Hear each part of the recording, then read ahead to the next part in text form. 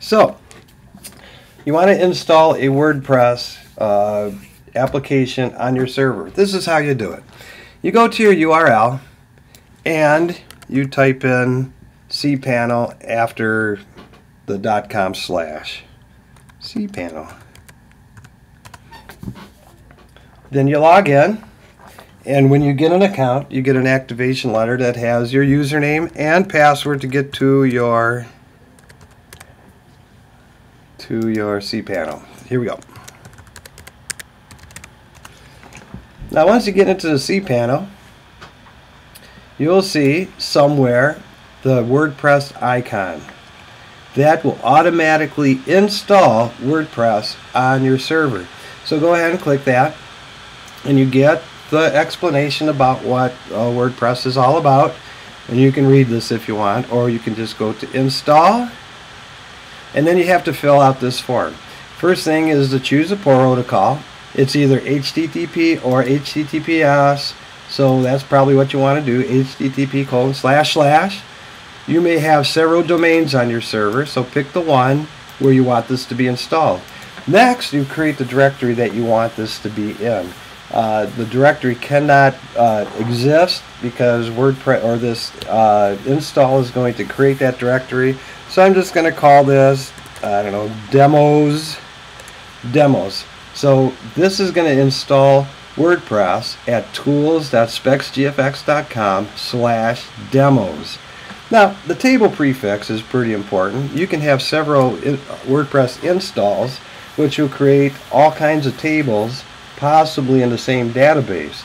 And so, in order to distinguish tables by client or by project, you want to put a prefix, and it will show up at the beginning of those tables to distinguish them from your other clients or your other projects. Okay, I'm going to put demo _. Now, the site name can be changed later, but I'm just going to put demo, and then the site description is like a motto. Try this and see. Okay, that's going to be the motto. Then I'm going to go down and do the administrator username and password. This is what your client, this is actually what you're going to use to get into the dashboard of WordPress.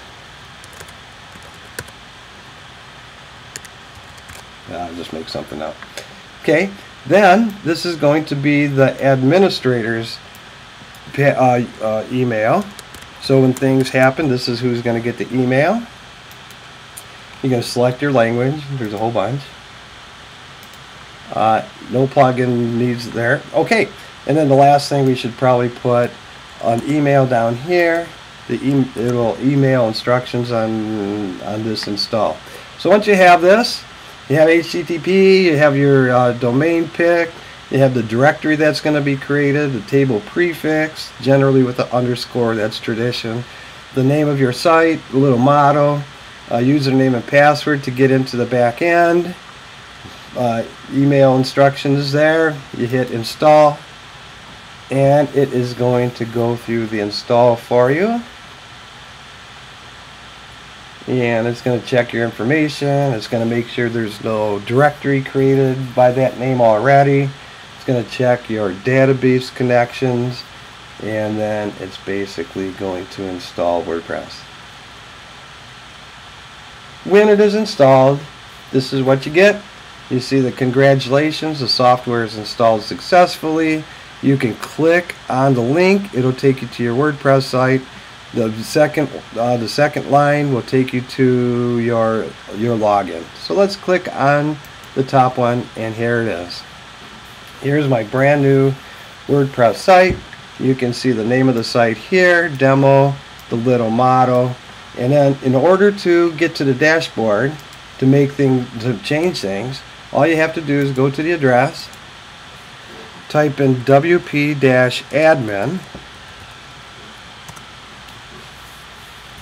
and then whatever your username and password was that you used, that you put in order to get to the dashboard.